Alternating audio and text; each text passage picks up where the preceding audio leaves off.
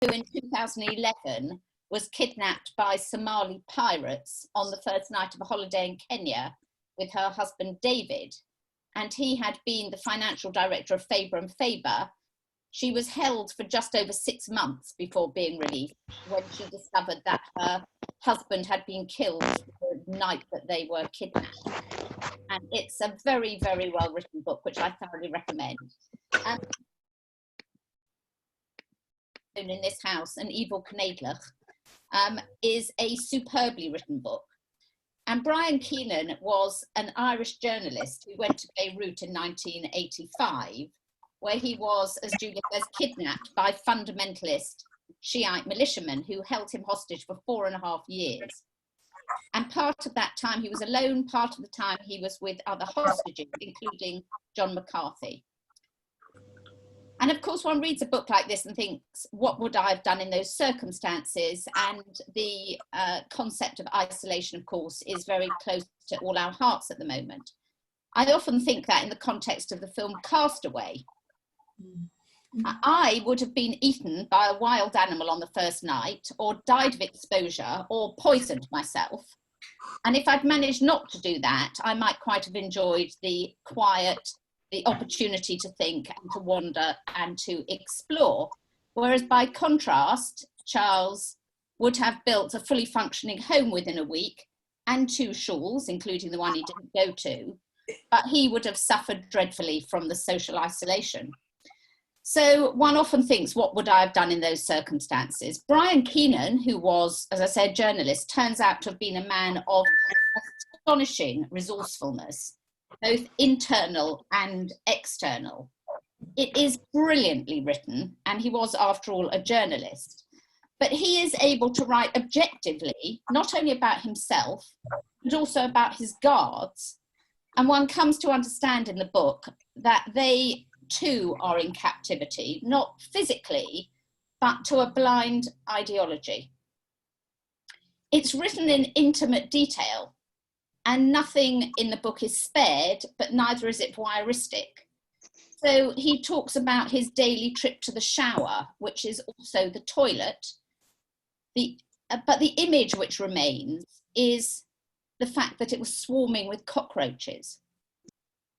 And he writes about how when some years into captivity, he had a disabling, life-threatening bout of diarrhea and nothing but a plastic bag available to him.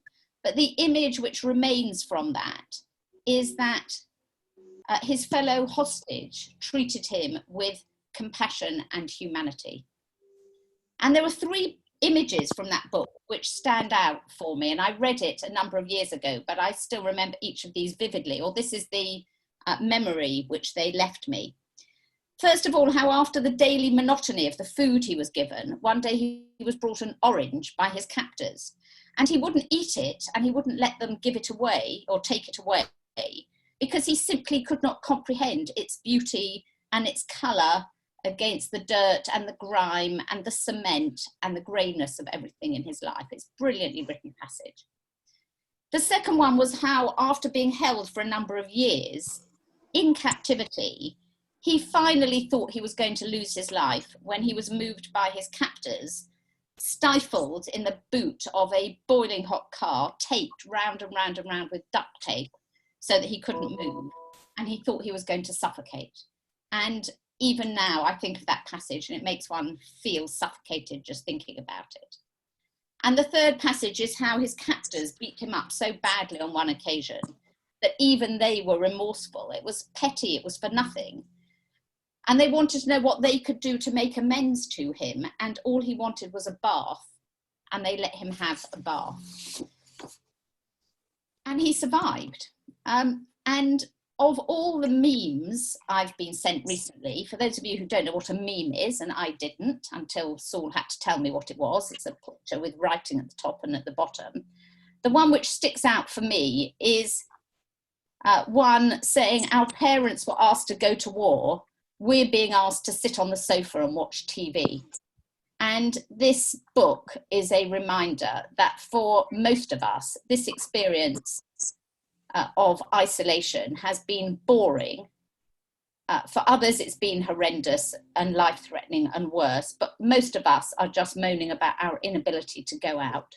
And this book is a stark reminder of what we have rather than what we don't have. And so I can thoroughly recommend it on that basis.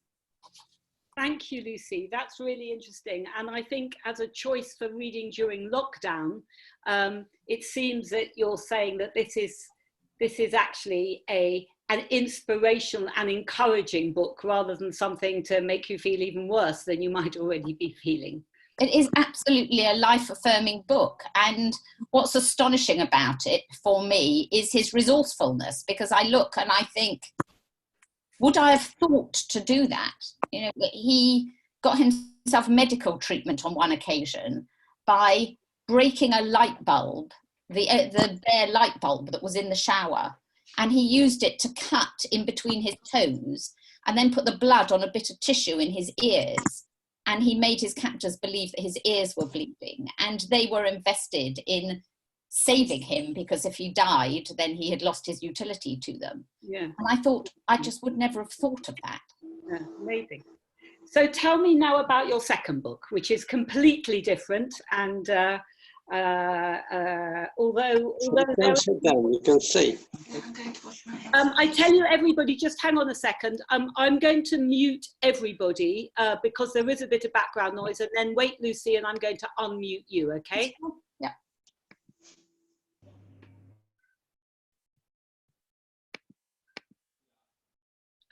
Let's get to Lucy, and then, okay. Okay, go, Lucy. Tell me about your second book. So I'm going to speak about this one much more briefly. It's Waking Lions by Ayelet Gundar Goshen. And the reason that I chose it is an unputtable down page turner. It's about a doctor called Eitan Green, who is an Israeli neurosurgeon. And he had been moved against his wishes from a choice job in, I think it was Tel Aviv, to Beersheba with his wife and their 2 sons. And he could not believe how awful Beersheba was. It was hot, it was dust-ridden, the dust was everywhere, he couldn't get rid of it, and he hated it, and he was resentful. And to console himself, he bought himself a sparkling SUV. And what he used to do was drive out in the night into the desert and give it a bit of welly, run the car as fast as he could through the desert. And on one occasion, he collided with, and it turned out killed, a man who was wandering through the desert, who turned out to be an immigrant, an illegal immigrant from Eritrea. And in the split second that he has to decide, is he going to confess to what he's done, or is he going to walk away and pretend he wasn't there? He decides to walk away and pretend that he wasn't there. And of course, it is discovered that he was there and it was him. And the man's wife turns up on his doorstep and she threatens him. And what she wants is not money, but she wants him to treat the illegal immigrants who live in that area. And because he had made the decision to walk away from the man's killing, he has no option but to comply with her. And in one of those slightly far-fetched turns of event that you get in novels, it turns out that his wife is the policewoman who is investigating the hit and run case. And again, the reason I chose it is thinking, what would I have done in those circumstances? Hopefully not ever have failed to face up to killing another human being, even if I was never going to be found out. But the book did make me think, and makes me think now, what have I done that I regretted? Could I have put it right? Did I put it right? And indeed, at the moment, should I use this opportunity of lockdown to think about those things and wonder, could I put something right that I've done that I know was wrong? I think there's a television programme where they introduce people to one another who want to apologise for things they've done years ago. And I had that happen to me when somebody who had wronged me when I was about 25 rang me up when I was about 50 out of the blue. And I had no idea why she was calling me. And she said she'd been at a dinner party the night before where people were talking about that very subject. What had they done historically that they were ashamed of and they could have put right and they didn't? And she said it had haunted her for years that she had done nothing about this, and she phoned me up to apologise. And I found it very easy to forgive her. This also, it's a real page to, I think this one is, in as much as the Brian Keenan is really a thoughtful book, and although it's very easy to read, in some ways he writes very fluently, it's a very difficult subject. This is, I think, a book that you can just read in a couple of sittings and you can't put down because of it's brilliantly written. And I think there's a whole genre of Israeli thrillers, and I've got some here in case people are interested, of that, which have quite interesting moral conundrums, but are actually jolly good reads as well, that you just can't put down, and good for Shabbat actually, when there's many hours where television isn't really a possibility. Yeah, except that, like lots of other books, I've got it on my Kindle, so not so great for Shabbat. Oh, right. Well, I've got a hard copy here if anybody wants. Lucy, thank you very much. And I think those two books just seem to fit very nicely together. I'm glad you could share them with us. We're now going to, have you got them both on your Kindle? Well, funnily enough, one of them, the Brian Keenan one, I discovered I don't have at all because I've obviously lent it to somebody. I went through a period where, after I read it, where I gave it to everybody I knew, but I've obviously given someone my own copy as well. Okay. So I don't have it, but I'm sure I can find one somewhere. Yeah, I'm sure we can. Thank you very much. So now for something really a little bit different, and I'm just going to unmute you. And Elaine has chosen two really interesting books which she's going to talk about.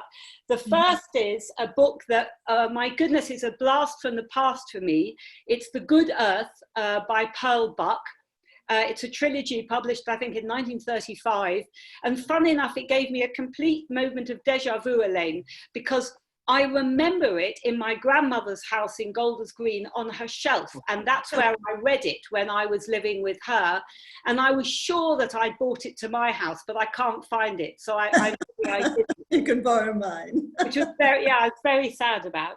And the second book is Step by Step by the formidable documentary maker and journalist Simon Reeve. So firstly, why don't you, I won't second guess you this time, tell me a little bit about the books, tell us, and then why you chose them. Okay. The Good Earth by Pearl S. Buck. It was written in the 1920s, and it in fact won the Pulitzer Prize in 1935. This book shows life in China in the 1920s, in the days of the last emperor, and really just before all the social and political upheavals bring it into the 20th century. And right from the beginning on page 1, we're drawn straight into family events and we feel involved in emotions. The very first line is, it was Wang Lung's marriage day. A young man, a young single farmer, was getting married that day. And life was completely different there. They're very simple and poor. And they had no money for a dowry. And so his father went to the big house where the rich people live and asked if there were any spare slaves who could be given away for marriage. There was a slave and arrangements were made. And this was the day when this young man goes off to the big house to collect his bride. He's never seen his bride before. She's never seen him, and he doesn't know anything about her. It's just that she's a lowly slave and they're going to give her away for marriage. And so we see him prepare, and from the very beginning, we're taken into a whole different lifestyle, a whole different world. He comes along to the big house, he meets this stranger, and in fact, there's no ceremony. The very fact that he takes her to home with him, and that's it, together with her little bag of belongings, and they're married, and they start a life together. And it's a whole different world, and you just feel you're getting right out of everything here in Golders Green and Europe and politics and everything, and you get totally involved in somebody else's life. And this whole book is about this young farmer right through until he's just about to die, through his life, having children, grandchildren, about his wife who very much like Fiddler on the Roof, you know, when they say, for 25 years I've darned your socks, etc., but do you love me? And it's so much like this. And two strangers are marrying. They expect nothing more than doing their duty to each other. And slowly, slowly over time, they grow to love each other and share common thoughts.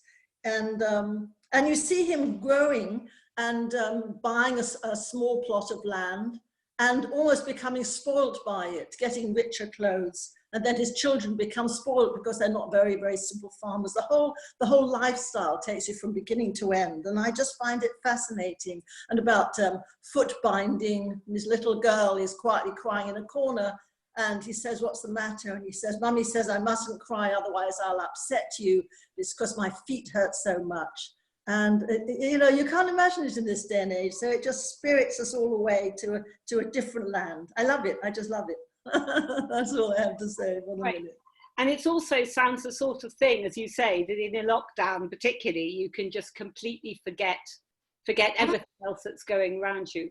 I think one of the things that I found most interesting about it was that I find that sometimes reading about Chinese culture and Asian culture in particular is quite alien. I mean, there's a lot going on that is very different from the culture, the Western culture in which we live. Absolutely, yeah. And particular China at that time, although pre-communist, perhaps it was a little bit less different. But even so, I think she writes so well that you really get to feel that you are somehow participating in that culture. Exactly, exactly. And I think it's such a huge skill from page one, not to sort of get into it. You immediately want to know what happens to this young man. And all little details, like when he's preparing to go and collect her, he boils up water to have a wash. And it's obviously precious, the water, but he thinks, today I'm getting married, and for the first time since I was a child, somebody will see me undressed. And so he boils a whole pot of water. It's a great extravagance. And we can't imagine it nowadays. It has such charm to it. All little details like that, almost on every page. And it just spirits you away into a different world. And so turning to your second book, which of course is interesting because it's somebody from our world, if you like, who spent his whole career investigating different worlds. Yes. Yes, exactly. But this book, Step by Step, which is his memoir, and the first 60 or 70 pages are about his childhood and how he actually got his not foot in the door, how he started off doing this travel writing and everything. And it's truly interesting. He was brought, I don't know if any of you have seen his programs on television. He's got the most wonderful travel programs as well as writing several books. It's really worth tuning in. Anyway, he was brought up in a very sort of ordinary world in Acton. His father was a school teacher, and he seemed to have had quite a difficult childhood. He had a brother, but his father seemed to have been very stern. And although he was a good little boy, from the age of 11, as it were, approaching, teenage, and he got a BMX bike for his 11th birthday. And then he just took off. I was telling my grandchildren this yesterday, who were zooming around the park on their bikes, and they got it. But somehow he had nobody to control him. He moved to senior school. The bus journey, we had the older children and rougher children. And he says the bus journey became like a crime academy. And straight away they were started off by dodging bus fares and went around by shoplifting, smashing up any buildings that were available for smashing up, setting fire. And by the time he was 13, he was carrying a knife in his pocket. And you could get these sort of things by post. He writes in quite a bemused manner how you could actually get things by post that were like a machete. They didn't ask how old you were. You could bluff it through. So though he never actually sort of killed anybody, he appears to have been a real ruffian. But this is interesting. He went to school, but he just couldn't get involved. And in fact, interestingly, he doesn't blame the teachers for being rubbishy teachers. He just couldn't get into it. But at the age of 15, the English teacher gave them the book Schindler's Ark to read by Thomas Keneally, which is obviously Schindler's List, the original book. And he says this changed his life. I'm just going to read you a little bit of what he says, because it's truly interesting. The little boy, he's not Jewish, he had no reason to. And he says, He read it and sobbed because up till then, everything he'd known about bad things like that was from comics. He says, every tragedy I have witnessed around the world as an adult, every desperate act, every wicked demonstration of corruption or abuse is benchmarked against that book. Much later, whenever I worried how futile and pathetic my work was as an adult, I would remember the lives in the book and feel humbled. Then I recall the moment when Schindler was chastising himself for not saving more of his workers. His accountant, Yitzhak Stern, who Schindler protected, consoled him by quoting the Jewish Talmud. He who saves one life saves the world entire. It said to me then, and it stays with me today, that even when we can't do everything, we can still do something. There you are. That's from a boy who had no reason to say that, no reason to take it on board, but he really did take it on board. And it affected him for many, many years and affected the work he does now. Okay, so what happened to him after that? It didn't change his life. And when he left school, he had nothing to go for. He got no exams and he really sank into a deep depression, almost to the point of taking his life. And then he decided just to take a journey on his own. He went to Scotland and somehow he decided then that travel was what he wanted. And then, how did he get to where he is? Against all odds, his father found a way forward. There was a small advert in the Sunday Times for postboys or postgirls, possibly leading to some experience in journalism. No qualifications were needed. More than 5,000 people applied for 5 posts. And he got the job. He got the job. He threw himself into the job. He ran around being, by the sound of it, hyper energetic and helping the journalists and running around being useful. And within a very short time, he was writing and joining in and sent on missions, expeditions around the world. And the rest of the book, the second half, is really about his journeys from then onwards. And I find it totally enthralling. If any of you have seen him on television on this, you can see that he's only about 38 now, 40 something, and he's lively. He's involved in the people he meets. He's non-judgmental, and he just seems to buzz around and do everything. So I just find it totally fascinating, real escapism, and a real lesson somehow from the beginning, how you can grab yourself by your bootstraps. Oh, very early on, I didn't say, when he was about 7, and he got to know the local vicar because his parents went to church. And he seemed to be a really nice man and answered questions and said, you know, if you really, really want something, if you really pray for it, you know, it'll be okay. So as a 7-year-old, he took this to heart. And when he went to the seaside, he took a deep breath and tried to walk on water because he tried so hard and he believed in it. And he sank and he just couldn't take anything seriously from the church ever again. I love it. Lovely. It's a great book. And I think the fact that he had so many different experiences, I think he was, you know, arrested by the KGB at one stage, walked 9 fields on another day, you know, seems to have 9 lives himself actually to get it out. Absolutely. It really is. And I think that's also another excellent choice during a lockdown actually, which shows you can almost create a different world out there. That's really, it. Really, really good. I thoroughly recommend it. I think it makes everybody want to read it really. Mm-hmm. Thank you. Good. Thank you. So now we come to Jan. I'm just going to unmute you. I think I've muted you, Jan. And now you've got 2 very different books again, actually.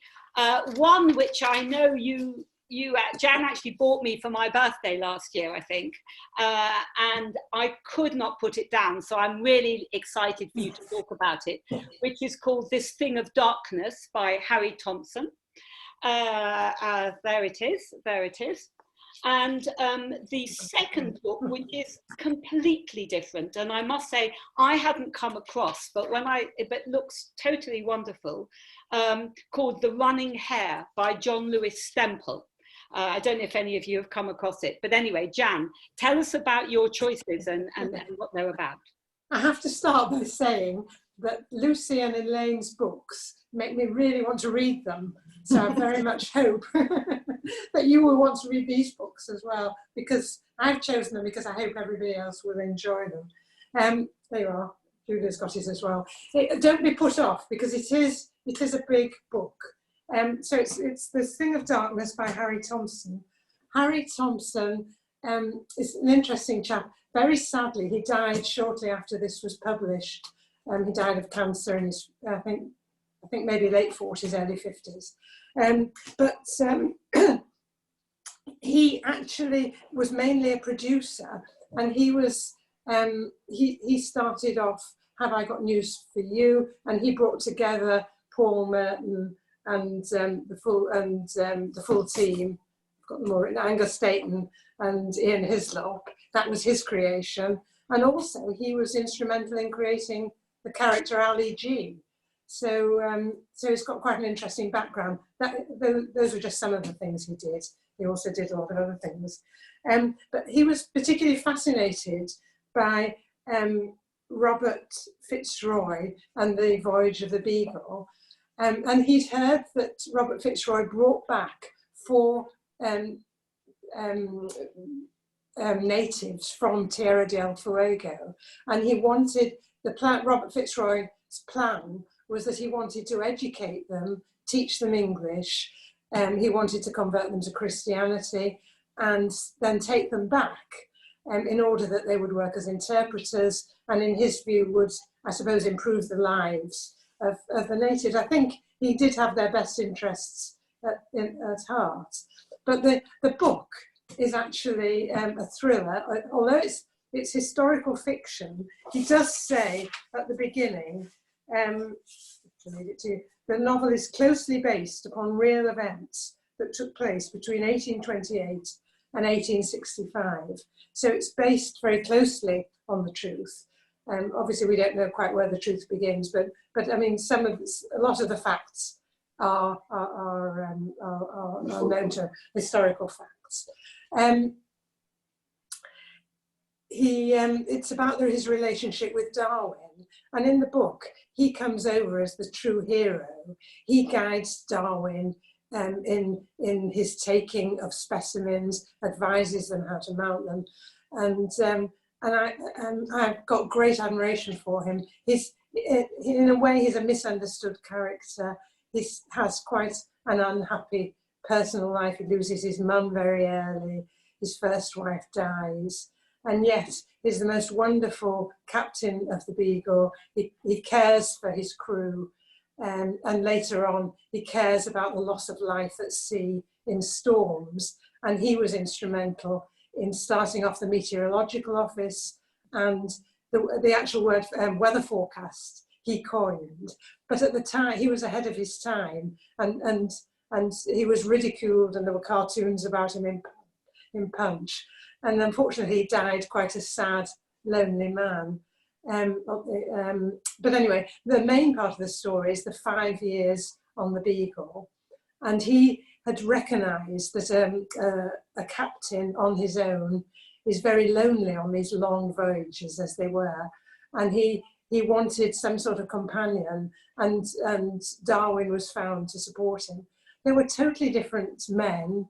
He was a staunch Christian and believed in the rights of the local people, whereas Darwin was a Whig, a liberal, and would be more argumentative about some of the things. So their relationship was up and down, but they did get on mostly very well, and it helped him. In actual fact, the background of that is that Robert Fitzroy took over after the previous captain committed suicide, because being on his own so much on long voyages had really unsettled him, and he'd become depressed. And the title of the book, This Thing of Darkness, comes from The Tempest, from Prospero, and it does allude to some depression that Fitzroy had as well. But having said that, it's a real page turner. It's a lovely book. I always looked forward to picking it up in the evening, and at the end I was quite sad when I'd finished it. And I learned so much from it. His details and his descriptions of the storms and visiting the islands, Tierra del Fuego, and meeting the locals. It's just an amazing story. He did ultimately have to use some of his own money. He refitted the ship at one point with his own resources, and that's why towards the end of his life, he really had no money. He had a second wife and another child, and life was very hard for him. But all his, a lot of his forecasting, his meteorological ideas are obviously now being used. And I've got great admiration for what he did. It's quite interesting, actually. It's one of those books, I don't know if you ever have that, is that Jan gave it to me and I thought, gosh, this is great. I'm going to save it for an occasion because it's so long about when I can read. And it sort of sat on my shelf for ages because also, to be honest, I thought, ships and sort of Darwin, and I'm not sure it's going to be naval themes. I'm not really sure it's going to be me. And then one Shabbat, I'd run out of things to read and I thought I must start it. And I was completely hooked. I mean, he writes beautifully, Harry Thompson, and the descriptions are, the characters really come alive, I think, and you get you feel very close to them.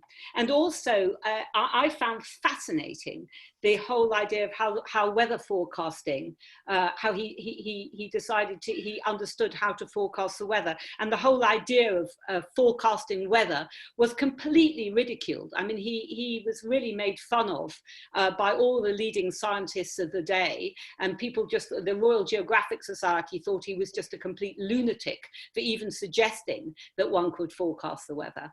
So it's a very interesting book. And again, it's if you want something really chunky that will keep you occupied for many hours and really enjoyable, I think it's... Actually, I forgot to say that the other thing is that these two men were locked alone, often in their cabin at night or having their meals together. And that takes us back to lockdown. Yes. And the fact that for 5 years, they couldn't really converse or have any kind of relationship. That was the etiquette on board ship, of course, with anybody else on the ship. So they were completely confined together, and that does obviously relates to what's happening to us today. Yeah, not quite in the same circumstances, but I mean, it'd be quite fun to be locked down with Darwin, or maybe not. I think I'd rather be locked down with Fitzroy, actually. Yes, probably. Anyway, and then for something completely different, tell us about The Running Hare, which is the most unusual book. It was the Radio 4 Book of the Week, I discovered, and has won many prizes. But the theme is somewhat unusual. And, you know, if you just sort of saw it cold, you'd probably think, oh, I'm not sure I'd pick this up. So it's a great... I have to show you, I haven't got the book, but that's the cover. And I think it's such a beautiful cover.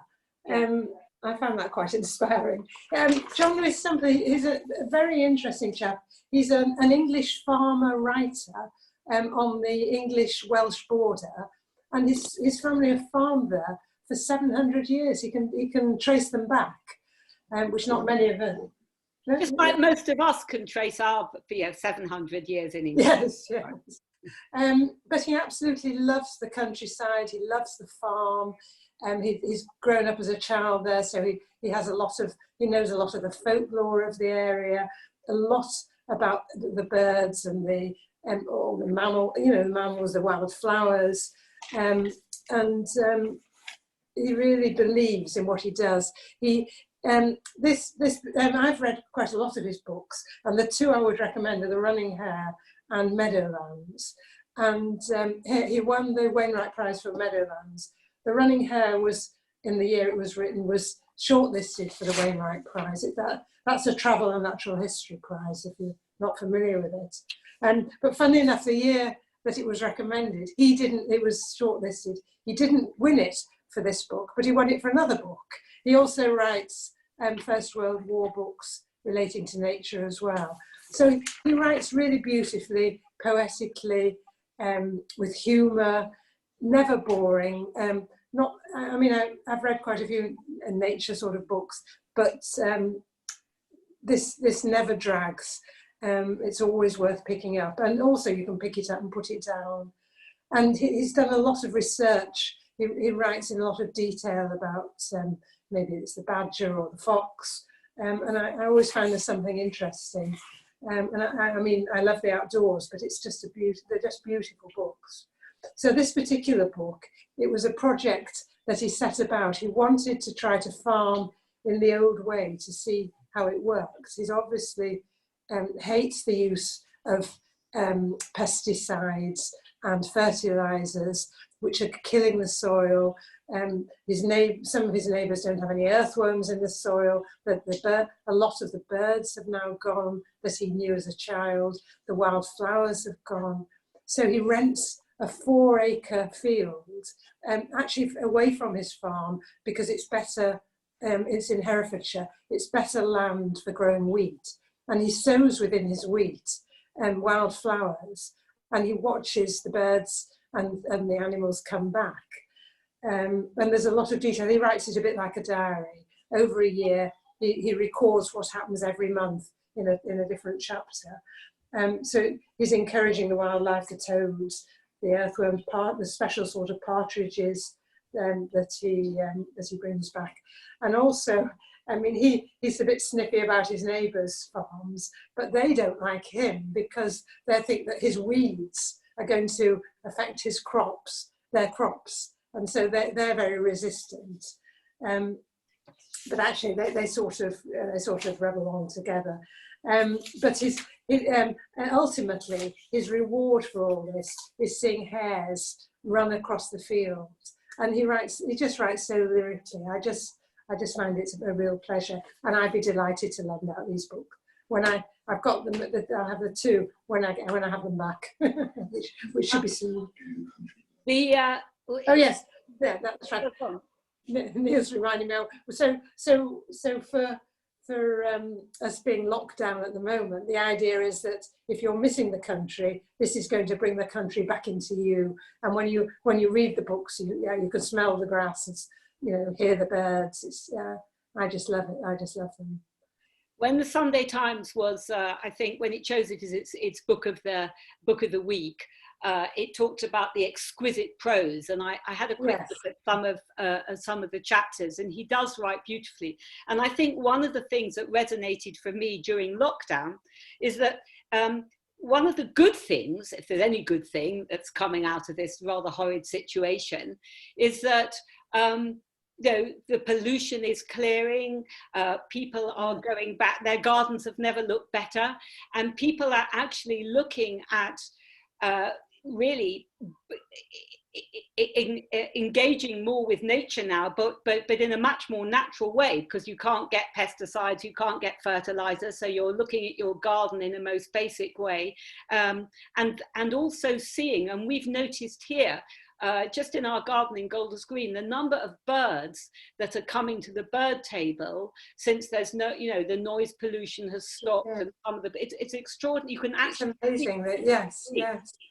And I think that's what, so that's resonating with me, because that's exactly what he writes about. And so it's a good lockdown book. Thank you, Jan. Thank you. So just before I talk a bit about the library, I just wanted to tell you, I had just a couple of books that I've got here that I thought really might be of interest, and somehow links a little bit to one or two of the books our speakers have said. So firstly, the new book by Jung Chang. I don't know how many of you read Wild Swans back in the day, which was a book. Jung Chang is a Chinese writer. She's actually banned in China, but she's been translated across the whole of the Western and a lot of the Eastern world, although she still remains banned in China. And Wild Swans was very famous. And this book is called Big Sister, Little Sister, Red Sister. And it's three women, really, at the heart of 20th century China. Big Sister, Red Sister married Sun Yat-sen, who was known to be the father of China, and she rose to be Mao Zedong's vice chair. Little Sister, her sister, married Chiang Kai-shek, and Big Sister, her older sister, became one of the richest women in China, very much a capitalist, and supported the whole family. So those three sisters extraordinarily different lives, one, you know, at the heart of communist China, and the other one at the heart of capitalist China, if you like, before it fell to the communists. And it's an absolutely marvelous biography of these three women. It's very readable. It takes you right into the heart of China, really at the beginning of the 20th century, right up until about 1942, 43, just towards the end of the Second World War. I didn't think I wasn't sure whether I'd like it or not, but she writes beautifully, and I really recommend it. And it would go very well with The Good Earth, that was one of Elaine's choices. The second one I found, which I've been sort of touting around to everybody for ages, the reason I just wanted to point you in this direction is because tonight, I think tomorrow is Yom HaShoah, so it seemed very appropriate to mention a book about the war. And this is called Village of Secrets by Caroline Moorhead. Now, Caroline Moorhead is one of my favorite biographers. She writes a lot about resistance movements in various countries during the Second World War. That's what she's best known for. I have a slight feeling I might have been at university with her, actually. I keep meaning to look it up, but I can't remember. But this is a story of a village in Vichy, France. I just can't remember the name. It's there, Le Chambon-sur-Lignon.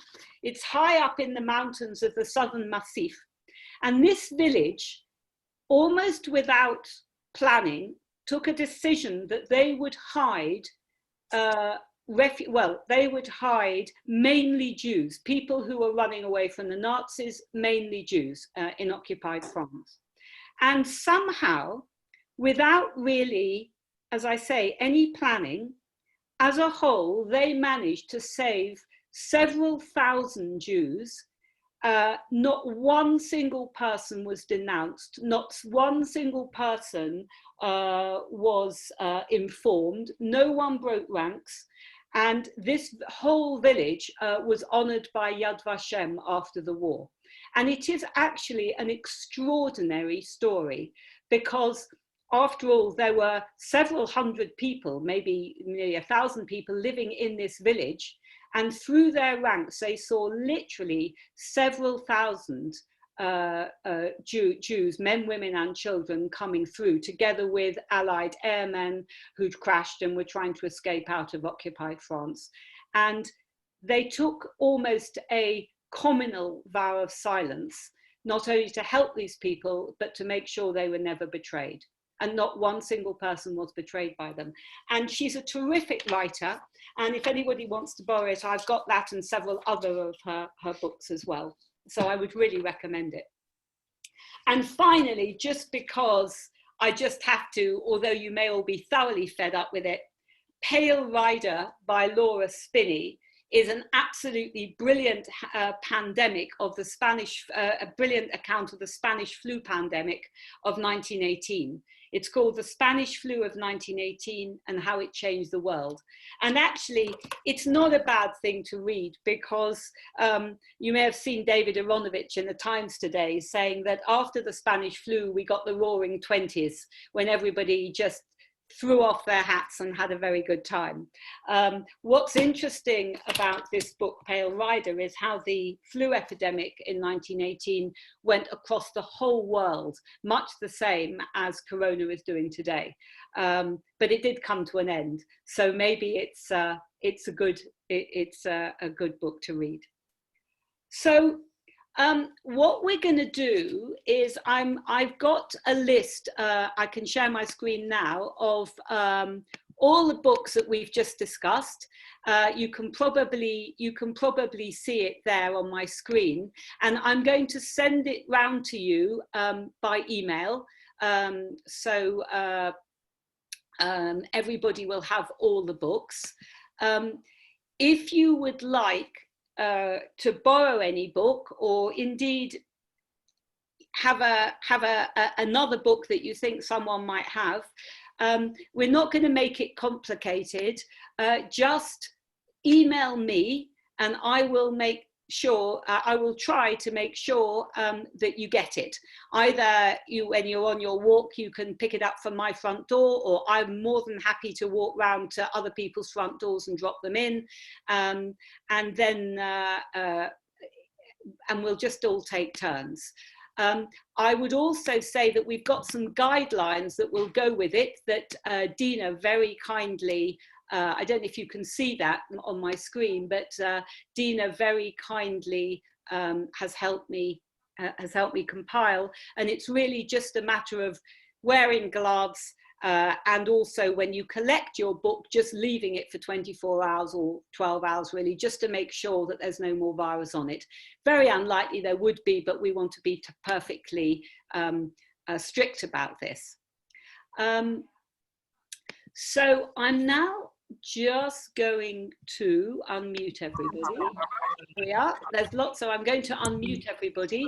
I'm going to thank very much Elaine, Lucy and Jan. That was really, really very interesting. And just ask anybody if they've read any of the books or they've got any comments. We've got about 5 or 10 minutes. Just raise your hand maybe, or just shout out and tell me what you think. Veronica, you've got something. First of all, it was really interesting, and I definitely want to read some of those books. Just to say that the other, on the 17th of April, the programme The Reunion on BBC Radio 4 covered the John McCarthy, Terry Waite and Brian Keenan, and they got them all back together, and it was a very interesting programme chaired by Sue McGregor, so I would suggest that people might like to listen to that as well as read. That's really good. That's really good. Anybody else come across it or want to recommend anything? No, we stunned everybody into silence. There's Jackie, yes. Well, can you hear me? One question, something you said at the beginning. How did you manage to cull books? I've been trying to get Peter to cull huge collection with no success at all. So I would love to know your persuasive methods of enabling books to be culled in your house. Well, it didn't work very well. We did get rid of quite a few anything that was doubles. Got rid of last year. We did also, Benny had this idea that anything we hadn't read in about 20 years should go as well, but I went round and reclaimed them all. And we tried to do it again a few weeks ago. We were very unsuccessful, so we've given up now. We've given up. Jackie Crosley, I think you were, yeah. Can you hear me? Yes. Yes. I've read Village of Secrets, which we had for our book club, the Golden Screen Shore Book Club, and I must say it's absolutely excellent. And there is a short film on it as well that Eddie Bowman had and showed us. Documentary. It's an excellent book. It was very, very interesting. Did you say the name again, Jackie? Yes, it's Village of Secrets. Oh, right. Yes, that's sorry, the one that I, yes. Yes, the one you mentioned. I didn't know there was a documentary. How interesting. Yes, Eddie can tell you. I'm afraid I don't know, but he invited me around to see it, and it was very good. Yeah. But I'd recommend that one too. It's great. It's great. Great. Anybody else have been reading anything? Yeah, Diana. Can you hear me? Yes. Yeah. A gentleman in Moscow, he's confined into a hotel. He's in London. And it's a very, very nice book, beautifully written, and very, very able to resonate with us at the moment, not being able to go out. Yes, and very interesting. It's by Amber Towles.